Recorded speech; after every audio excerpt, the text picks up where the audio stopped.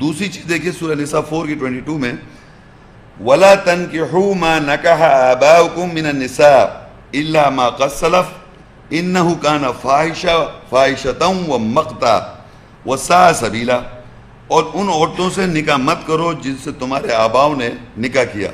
سوائے اس کے کہ جو کچھ ہو چکا سو ہو چکا، بے شک یہ بڑی بے حیائی فاحشہ کی بات ہے، نہایت ہی قابل نفرت بات اور برائی کا راستہ ہے۔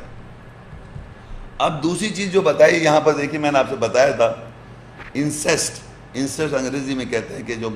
محترم رشتے ہیں ان کے ساتھ سیکس کر لینا، ازواجی تعلق۔ یہاں باقاعدہ لکھا ہے کہ جو بھی شخص اپنے باپ کی یعنی اپنی ماؤں سے نکاح نہیں کر سکتے۔ اچھا آپ یہ دیکھیے لکھا ولا تنکحوا ما نکح آباؤکم، جو تمہارے باپوں نے نکاح کیا تو ظاہری بات ہے باپ کی بہت ساری بیویاں ہو سکتی ہیں، ایک بیوی ہو چھوٹی بھی ہو، آپ بیٹے جوان ہو گئے، ماں کے باپ کی بیوی جو ہے چھوٹی ہو سکتی ہے، بیوی کی بات کر رہا ہوں میں، تو ان سے آپ نکاح نہیں کر سکتے، ان سے آپ نکاح نہیں کر سکتے۔ یہ نکاح کرنا یعنی زنا نہیں کر رہے آپ باقاعدہ نکاح کر رہے ہیں اپنی ماں کے ساتھ، سگی ماں ہو یا جس سے باپ کے یعنی آپ کی سگی ماں ہو یا دوسری ماں ہو، یہ یاد رکھیں سگی ماں کی بات نہیں ہو رہی، صرف سگی ماں، یعنی جتنے بھی آدمی کی جتنی بیویاں ہیں وہ ساری ماں ہو جاتی ہیں بچوں کے لیے، تو ان میں سے وہ نہیں نکاح کر سکتا۔ نکاح کرنا بھی اللہ کہہ رہا ہے یہ بھی ایک برائی کا راستہ ہے اور یہ بھی فاحشہ ہے، کس اپنی ماں کے ساتھ نکاح جس کے باپ نے نکاح کر رکھا گا۔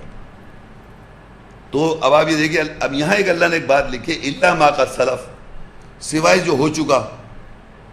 اب فرض کریے کہ اس قرآن مجید کی آیات پڑھنے سے پہلے ایک ایسا شخص ہے دنیا میں جو کہ اس کو پتہ نہیں تھا، نان مسلم تھا، اور اس نے نکاح کر لیا اپنی ماں کے ساتھ، سوتیلی ماں کے ساتھ، تو اب وہ کیا کرے، اس کے بچے بھی ہیں، کیا کرے گا بتائیں؟ طلاق دے دے، زندگی خراب ہو جائے۔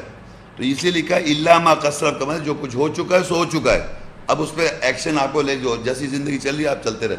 لیکن تربیت آگے یہی دیں گے کہ آپ آئندہ اپنی اولاد کو یا اس سچویشن کو آپ نے منع کرنا ہے کہ ایسا نہ کریں آپ۔